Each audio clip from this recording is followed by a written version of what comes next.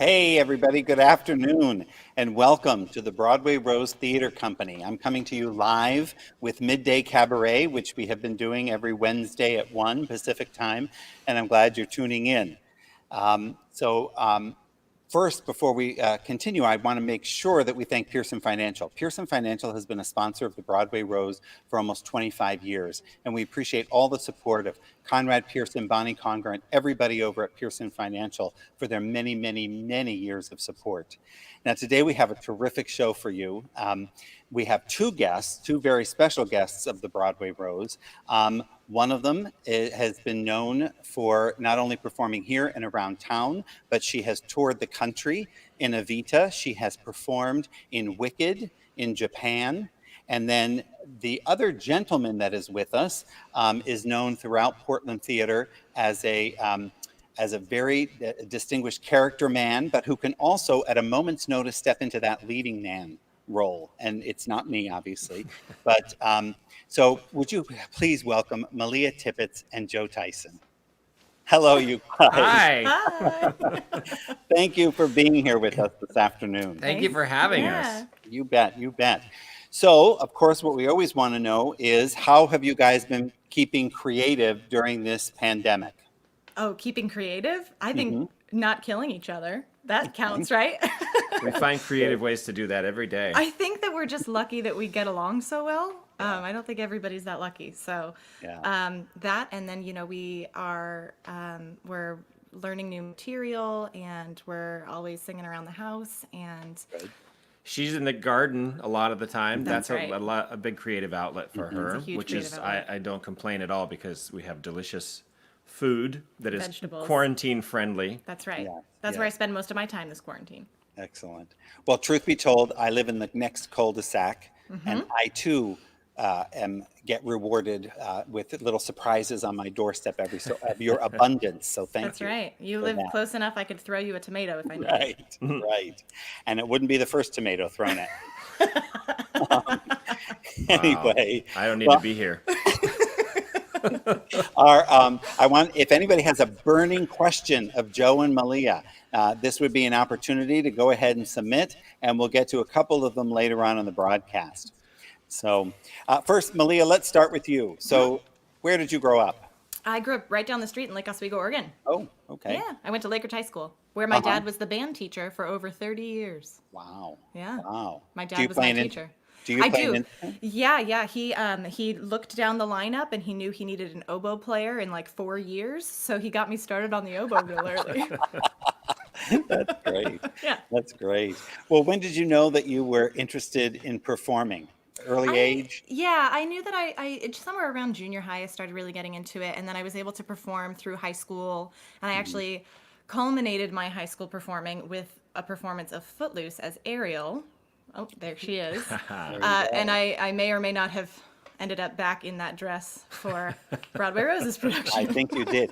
And lucky you could still fit in it. So I could we still appreciate fit in that. it. Yes. That's great. So then you went after high school and Footloose, you went off to college. Where did I you? did. Yeah, I wasn't really sure what I wanted to do, so I ended up auditioning for scholarships and kind of let that determine for me where I went.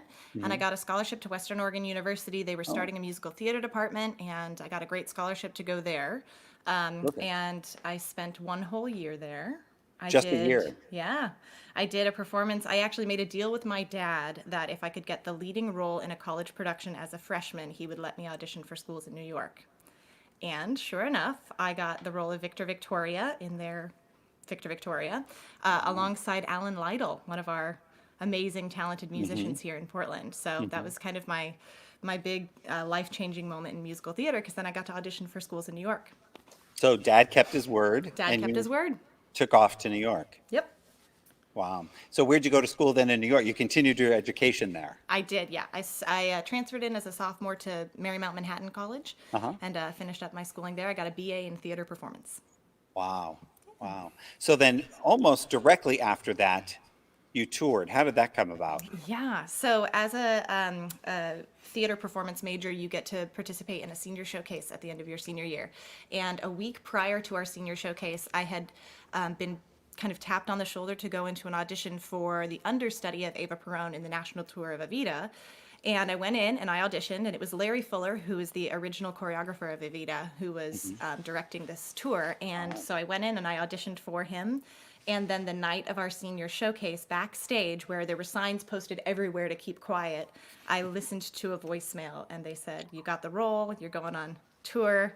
And then, 10 minutes later, went out on stage to perform, my senior showcase. But then, just a month later, was on the road with Ava. Wow. Yeah. Wow, what a great shot. Yeah. How long did you tour for?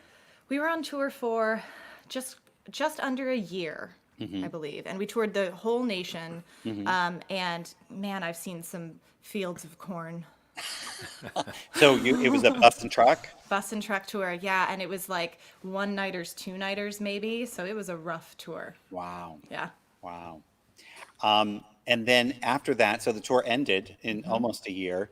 You returned back to New York. I did, yeah. I came back to New York, and I started what I thought was going to be the trajectory that I had, right? Which was that you audition once, you get called back, and you get the role of a lifetime. That's how it works. If only. It didn't work that way. It was about, and it felt like a lifetime. I looked back on it recently, and I was like, oh, come on, girl. You gave it 9 months. So a friend of mine asked me to come into one last audition with her because I was ready to, I was like, I've had it. I hate this. And I went into a final audition with her because I was like, I'm not going to go to Japan, and I'm not going to work for Universal Studios. And sure enough, they kept me, and they kept me, and they kept me, and they kept me. And then I got a contract saying, hey, you want to move to Japan? And it was too good of an offer to I refuse. don't blame you. Hey, tell me, did your friend get the tour or get Japan? She did not. No, but she did come to visit me in Japan. Oh, Yes. how sad. Um, so you were in Japan then for how long? I was in Japan for 2 years. Originally, I was on a 9-month contract, and then I was like, I gotta stay. I gotta stay here. So Wow. I signed on for a second contract. And did you perform it all in English for Universal Studios, or was there Japanese involved? No, it was half Japanese. Yeah, it was half in Japanese. So there's the song Loathing in Wicked, and in Japanese, it's called Kirai. So we would sing Okay. Kirai, Nani Moki Mokirai. Wow. Yeah, it's wild. And all serious. And wow, that's pretty wild. That's Yeah. pretty. You know what? We actually have a video. So let's go ahead to the video and see a little clip. There's nobody in all of Oz, no wizard that there is or was, is ever gonna bring me down.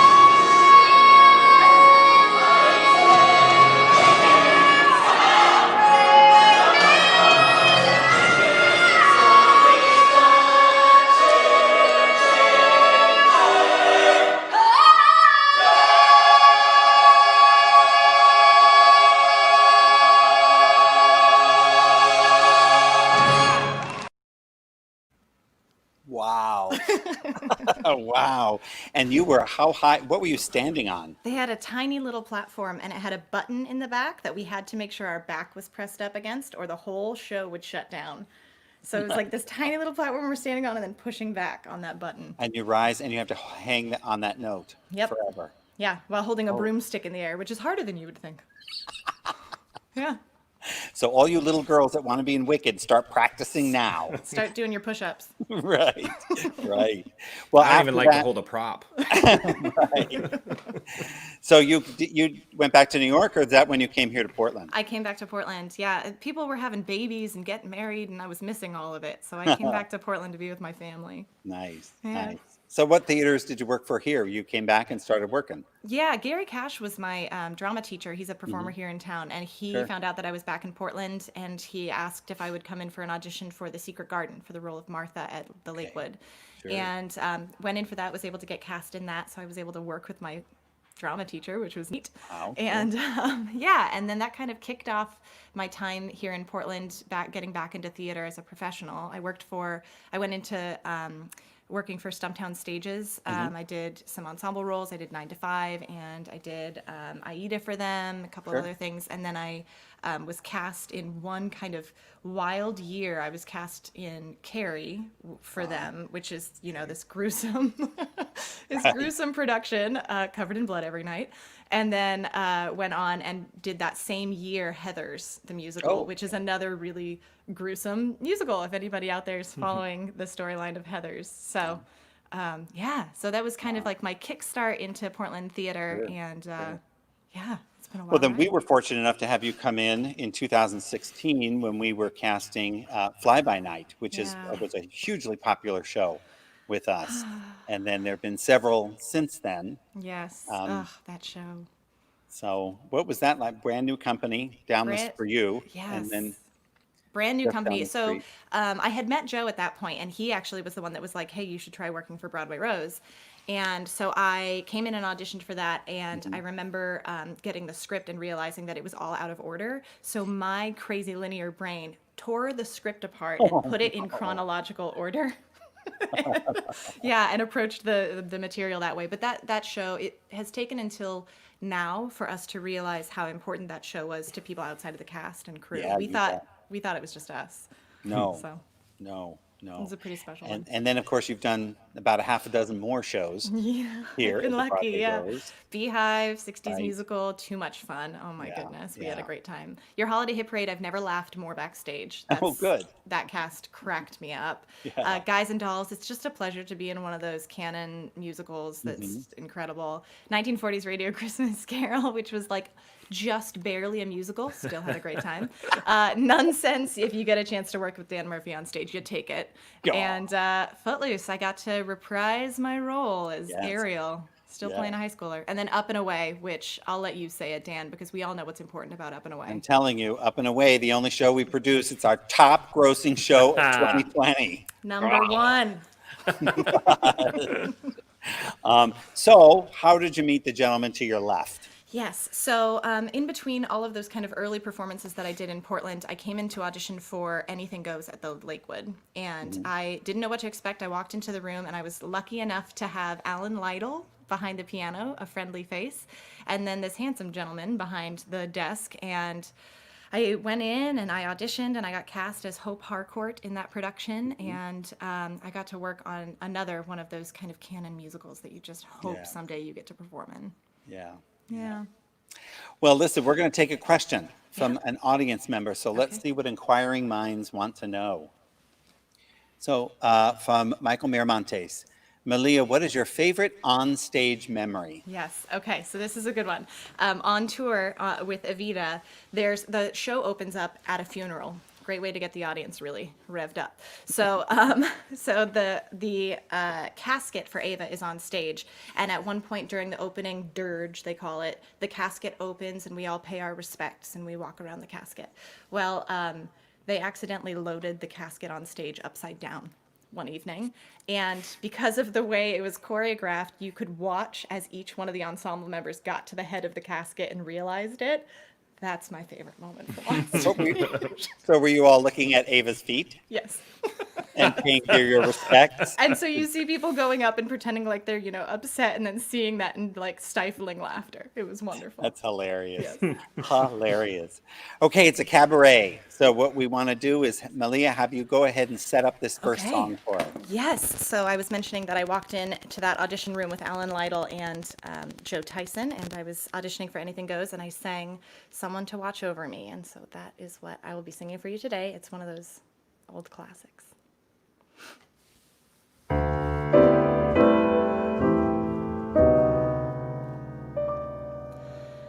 There's a saying old says that love is blind.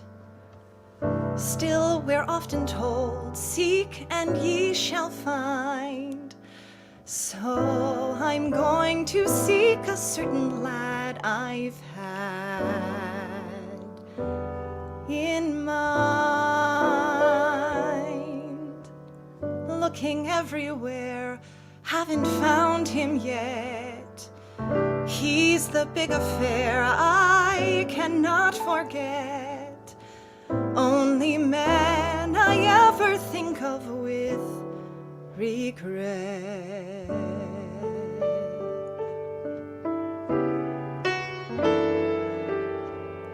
I'd like to add his initial to my monogram.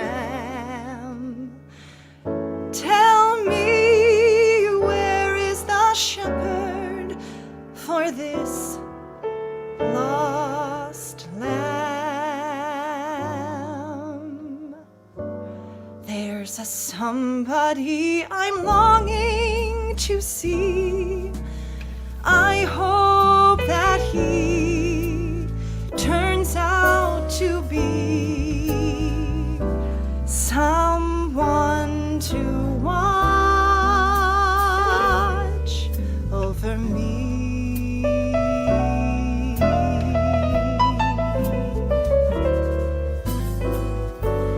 I'm a little lamb who's lost in the wood. I know I could always be good to one who'll watch over me.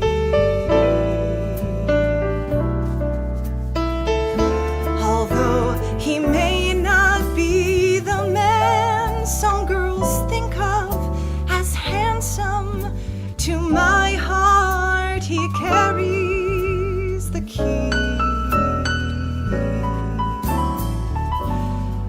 Won't you tell him please to put on some speed, follow my lead. Oh, how I need someone to watch over me.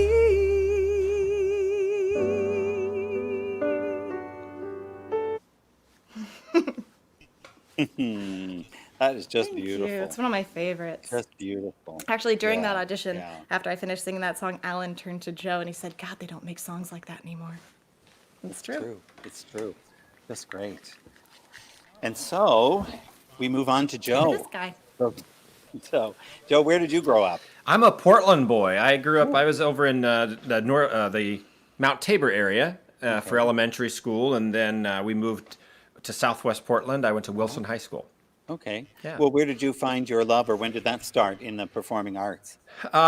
Similarly to Malia, I had some great opportunities in school. I was always a ham, growing up. We had, I was working on my Nathan Detroit audition there. We had, dress up was a big deal in our house, and we had very patient parents who we would do a lot of skits and shows of our own writing. Sure. And then in middle school, they had musicals that we could try out for, and I was game for that. And by the time I got to high school, I was I had caught the bug. That's me in Anything Goes, which is an important show for me. Not only did I meet this wonderful person doing Anything Goes, but it was my senior musical in high school, so has kind of a special place in my heart. That last one was Noises Off, another one of my favorite shows. Yeah. And those that don't know Peyton, your son, but you look identical. He looks identical to you. I don't know if he likes hearing that or not. I mean, there's no mystery, I guess.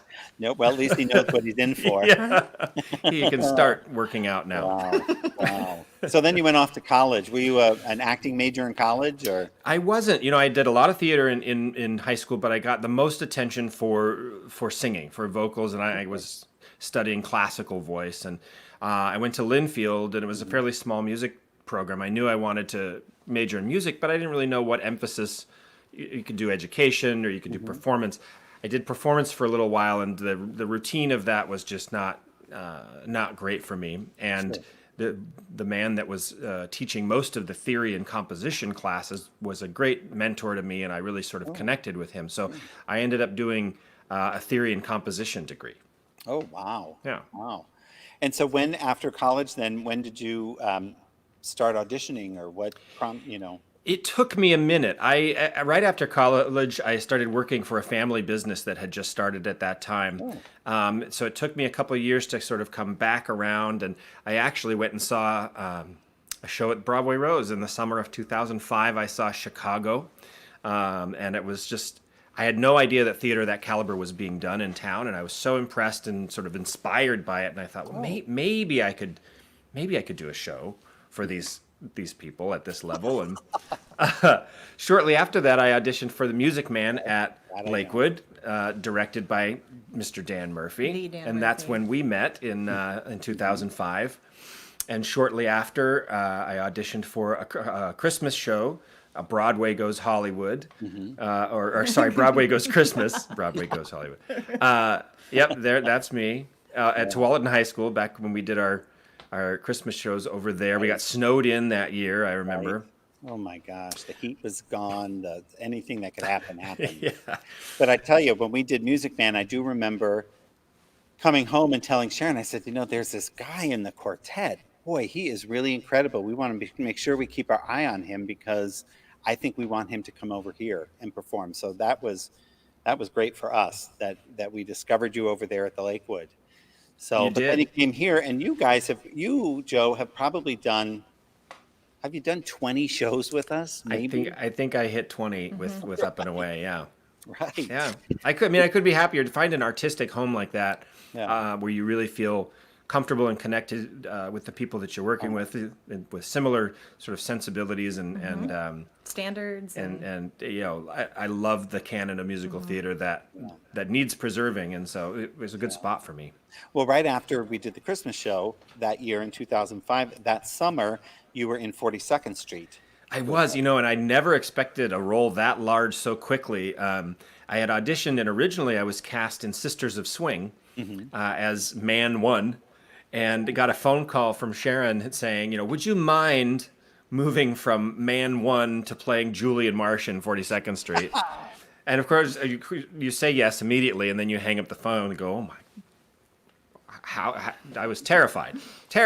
Yeah. But Amy Beth Frankel was opposite me, and she's a lovely presence and energy, and that sort of saved me on that show. Yeah. And it was the first time. Actually, no, it wasn't the first time I was on stage with Sharon, because she had been in the music show or the Right, Christmas the show. Christmas show. Yeah.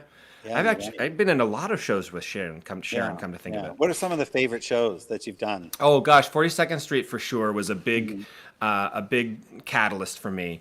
I loved No Way to Treat a Lady. I would do that show again in a heartbeat. Leif was wonderful to work with in that. Dirty Rotten Scoundrels is another favorite of mine. Sharon and I had a lot of fun.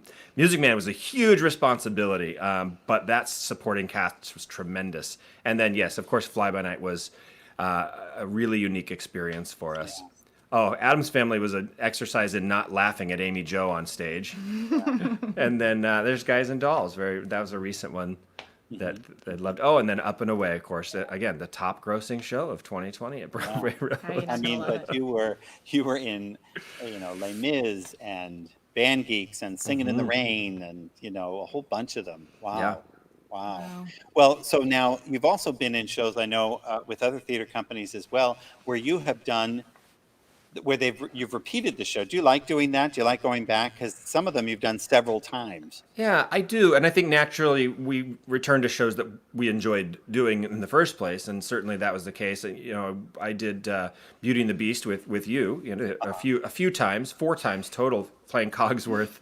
And it's fun to have a role that you really can make your own and know so well in your bones that you're just sort of having fun and being in the moment and really experiencing the show. So to do a show more than once is a real treat, actually. Yeah, yeah.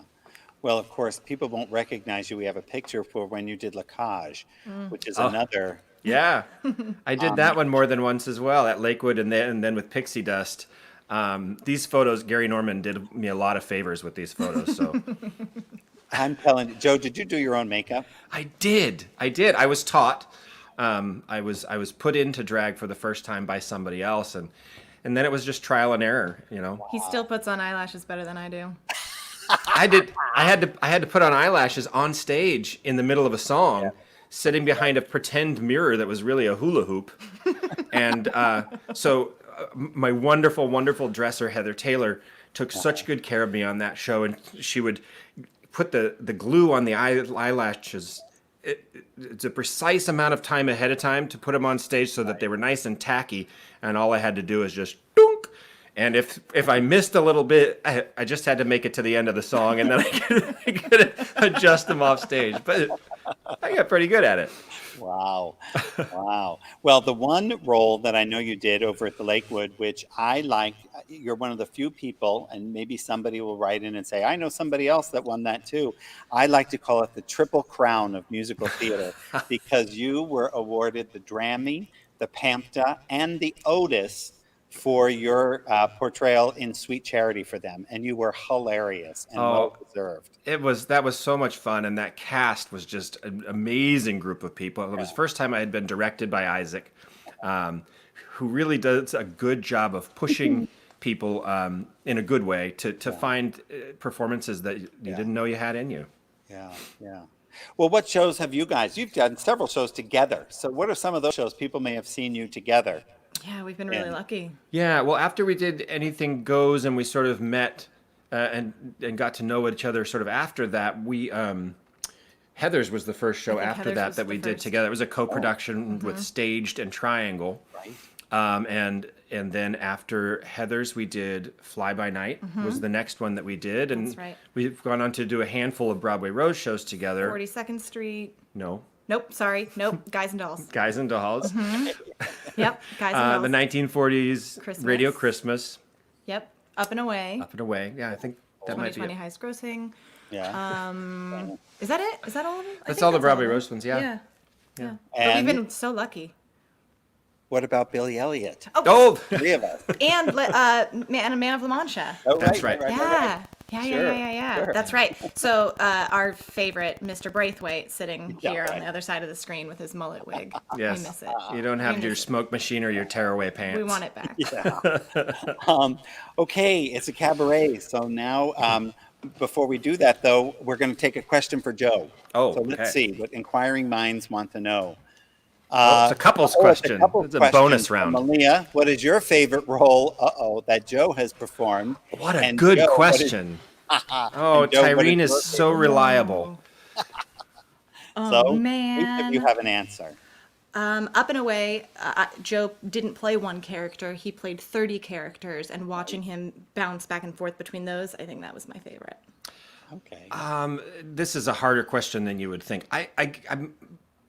I guess I would say Heather's actually. Yeah? Just because it's a real feat for the role of Veronica. It's a physical feat. The vocals are ridiculous, and we hadn't known each other all that long when we did that, and so I was really seeing for the first time just what she's capable of. We were like and talent crushing on each other. I love it. It's great. It's great. Okay, now we're going to get to the Oh, song. okay. So I appreciate it. Set it up for us. So I'm going to sing a song from a show that I've never done. When I was studying voice in high school, it was very classically based, a lot of art songs and a lot of opera stuff. My voice teacher did not like me to do musical theater songs. She sort of poo-pooed it. And finally I got her to let me sing a musical theater song because it was sort of a more legit song. And so it's always stuck with me. I've used it for the auditions, and it has served me well. So I'm going to sing If Ever I Would Leave You from Camelot.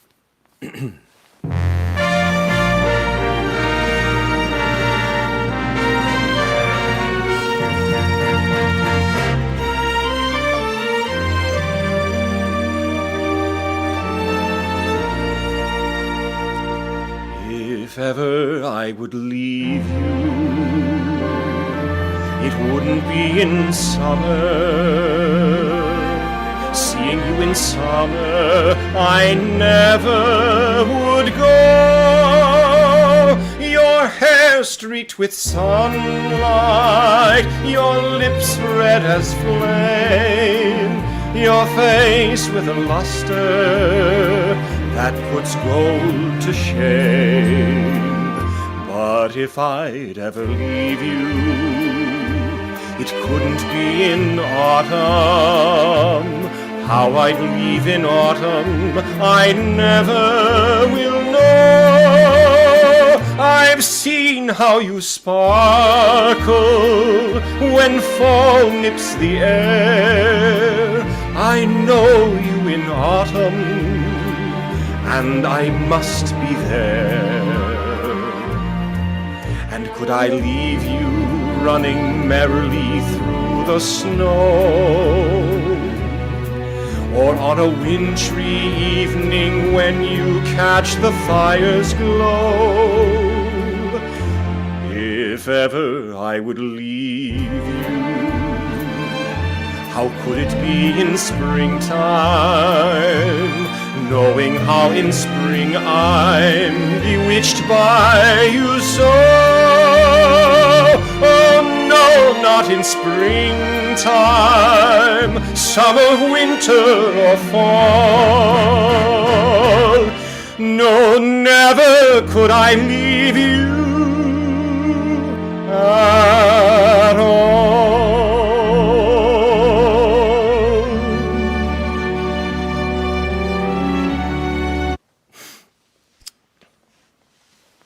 Wow, that was just beautiful. Oh, thank you. Beautiful. Thank you, Joe. So,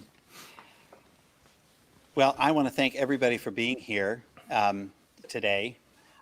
One of the things that we want to go, I was just saying that I want to thank everybody for being here today. One of the things we wanted to do with Midday Cabaret was to go ahead and make a special announcement for some Broadway Rose news that's coming up this fall. Of course, with the pandemic happening, we have been shut down like all the other theaters around town and around the country.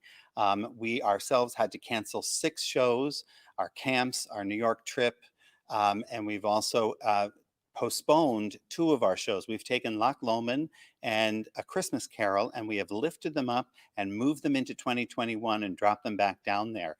And so because of that, we have been just itching to get back to doing live performances. And that's where Midday Cabaret has really helped us keep connected with our patrons and have you guys tune in every week and know that we're still here and we're gonna get through this. And one of the ways that we are getting through this is that we have been waiting, of course, to get into phase 2, where theaters can open again, even with a very limited, socially distant audience, but at least there'd be something live. I mean, we're live for the cabaret, but to actually perform in front of a live audience is something that we've been dying to do as artists, as producers. And so with that, I'm really happy to announce that what we're able to do this coming fall is we're going to be producing a 2-person musical called Daddy Longlegs. And Daddy Longlegs is a sort of rags to riches with newfound love story. And so we're producing that. And if we're in phase 2, we will have a socially distant audience with as many as we can get in. But in conjunction with that, what we're going to do is we'll be streaming the show. So those of you that aren't ready to come back into the theater or that we aren't able to take you back into the theater yet, we will be videotaping the show, editing it together, and then being able to present it via the internet. And so what'll happen is you can get a ticket to the show. So your ticket will be a password protected code that you will then go into a particular website, put in your code, and then the show will be viewed by you from your tablet, from your phone, from home. You can maybe throw it up onto your big smart TV and enjoy the show from afar. So we're looking forward to that. And that's what we'll be doing for sure. And then at any time during the run, which goes through October 25th, if we're able to then get into phase 2 and get some live bodies in here to applaud and do all that in person, we really look forward to that. So again, we are incredibly excited about that. And of course, on the same coin, we are also incredibly diligent about the safety and the protection of our actors, of the 2 of them, of our musical director. It's a minimal crew, it's a minimal front of house, and we have reams and reams of safety protocol that we are diligently acquiring in terms of cleanliness, safety, distance, and all that stuff. So we're really making sure that our I's are dotted and our T's are crossed to welcome everybody back as soon as we can. So the beauty of this, which is this 2-person musical, is that it's going to be starring Joe Theissen and Malia Tippets. So you guys, I can't tell you I can't tell you how excited we are that you are Surprise. not only performing, so that'll be more shows to add to the plethora you've done here, Right. but the fact that it's another show you'll be starring opposite each other Yeah. with, and it's a beautiful show, and what makes it so comforting for people that may be here, hopefully live, is that if you two can kiss at home, you can kiss here, so nobody has to worry about the safety of you Right. two. You just That's keep right. each other healthy. That's Yeah. right. Great. You know, Dan, it So- just occurred to me. I think it's our first love story we'll do on stage. Oh, I think it's the first time. oh, nice. Yeah. Well, then you'll really enjoy rehearsals and practicing at home. That's right. But so what was it like? I mean, I called you to say, hey, we've come up with this idea. What do you think? Was that exciting? Were you nervous? What? Well, it took about, I think we agreed and then asked what the show was going to be. Yeah. It was like 2.5 seconds of us being like, yeah, we're going to do that. It sometimes takes me a while to warm to the music of a show. You know, I have to get the music and the story kind of together before I can really feel it. That was not the case with this. Boy, I fell in love with Yeah. the music in particular. For a lesser known show to have such beautiful and competently written music, it's really gorgeous. great. Yeah. Yeah. It is. It's a beautiful show. It's been on Sharon's short list when she discovered it a number of years ago. And who knew that the pandemic would be a perfect opportunity for us to be able to do it. So we're just thrilled. And are you guys feeling comfortable? I know you've had one day of rehearsal. Yeah, we had But our first rehearsal last night. Yeah. Yeah, it went really, really well. We got through all the music. There's more music in the score than there is in the cast album, which is pretty typical. And so we were able to kind of learn the pieces that we might not have been able to familiarize ourselves with ahead of time. Yeah. And then we jump right into staging rehearsals Tuesday of next week. Wow. Yeah. Wow. Yeah. And it's for us as a company, all of our regular staff, it's all hands on deck to pull this out. So it's great to have you two because you're so familiar. We don't have to worry about you two. Yeah. We just have to worry about how we're going to pull it off. Yeah, and the environment felt really safe and comfortable. A lot of social good. distancing, masks, everything. Jeff Duncan behind the scenes does a really great job. Yeah, for sure, for sure. So people can, I'm going to read the description of the show so that people can get a better idea. Of course, Daddy Longlegs may sound familiar because it was a movie that starred Fred Astaire, and it's kind of along the lines of like a Bronte Sisters or that kind of stuff. But let me just read you the description. It's the heartwarming Cinderella story about a witty and winsome young woman and her mysterious benefactor. It's filled with soaring melodies. Based on the classic novel which inspired the 1955 movie starring Fred Astaire, Daddy Longlegs is a beloved tale in the spirit of Jane Austen, the Bronte Sisters, and Downton Abbey. Daddy Longlegs features music by Tony Award-winning composer-lyricist Paul Gordon and Tony-winning librettist and director John Caird. So I did that without my glasses. So, Well done. Thank you. We are just thrilled to be able to do it, and I'm so glad it's a new piece for you guys and that you're really, really taken to it. So we're thrilled to be able to present it. So in the cabaret vein, we're going to hear a couple of songs from the show. So, Joe, why don't you go ahead and set this one up for us? Sure. So the character that I play, Jervis Pendleton, is a young, wealthy philanthropist, and through his philanthropy, meets this young woman who he decides to sponsor might not be the right word, to pay for her education, her college education.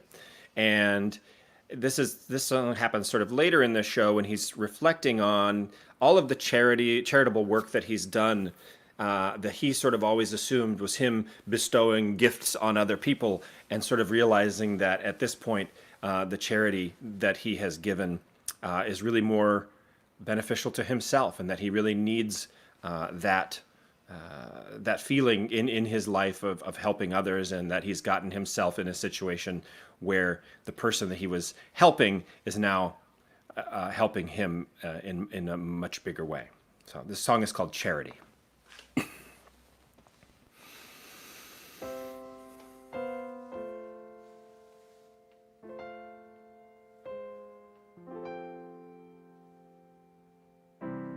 Charity, oh charity, now what can I do? Once I gave to those in need. Now I'm in need of you. Charity, oh charity, I cannot believe how easier it is to give than to let yourself receive. For what you have given me came out of the blue. What you have done for me I never could do. Charity,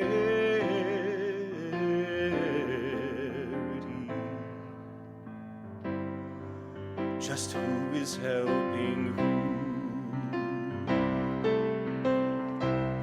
You are free to go your way, whatever path you choose. The love I've lost in you, my friend, was never mine to lose. For what you have given me came out of the blue.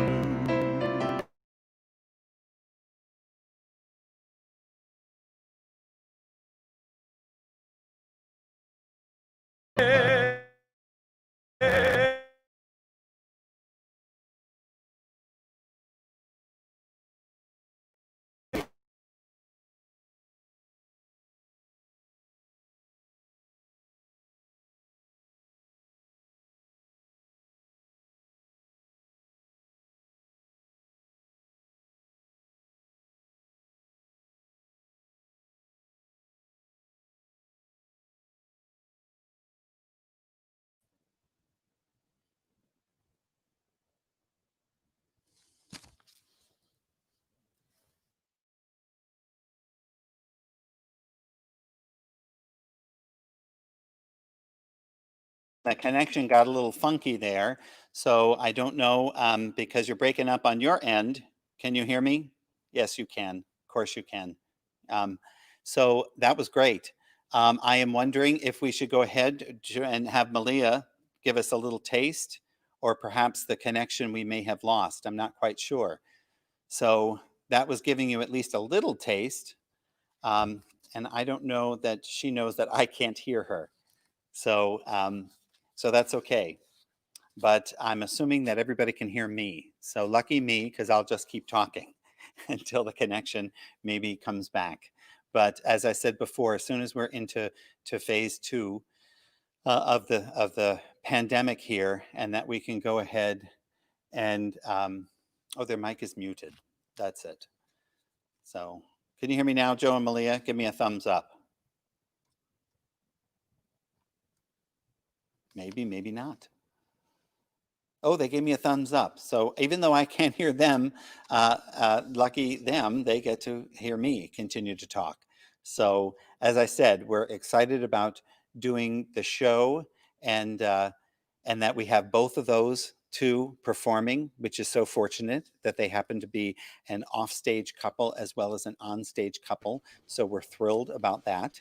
And again, with the utmost think I safety might in be back. mind. Oh, I just heard a little snippet. I think we're back. So here I am, and here you Hi. are. So are we ready to go ahead and set up this next Here I song? am. We'll just deal with that glitch, and why don't we go ahead and Yeah, hear from you, we Malia. can give Set it. it up for us. We can give it a shot. Yeah.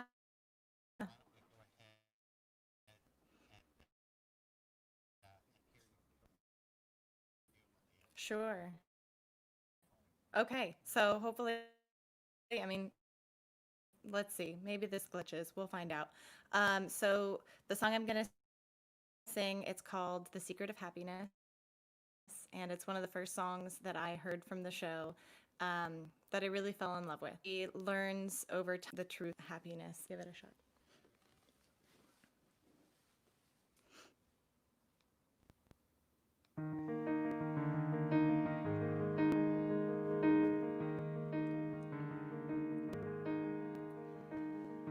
I've discovered the secret of happiness is learning how to glide.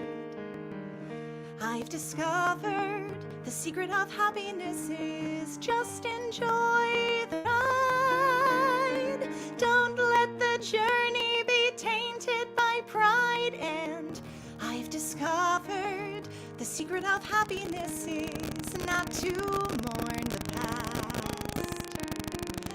I've discovered this is not to run too fast. You can still beat them by coming in last, 'cause the secret of his, I've discovered the secret of happiness is not to be afraid. I've discovered the secret of happiness is all illusions fade. Don't fear the future, you'll just be delayed, 'cause the secret of happiness is living in the now. Living in the time it takes to blink, I think is how we're meant to be living. I've discovered the secret of happiness is following my will. I've discovered the secret of happiness is though we can run that hill, happiness comes when we learn to be still. And the secret of happiness is, the secret of happiness is clear. The secret of happiness is near. The secret of happiness is here.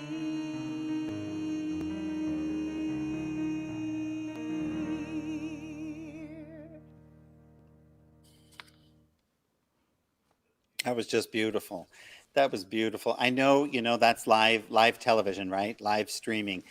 We had a little glitch with the internet there, and yet we could still just kick back and listen to your beautiful rendition of that song, both of you. So, and our whole purpose is simply to whet everybody's appetite. So now with these glitches, they are dying to see this show and hear the rest of that song.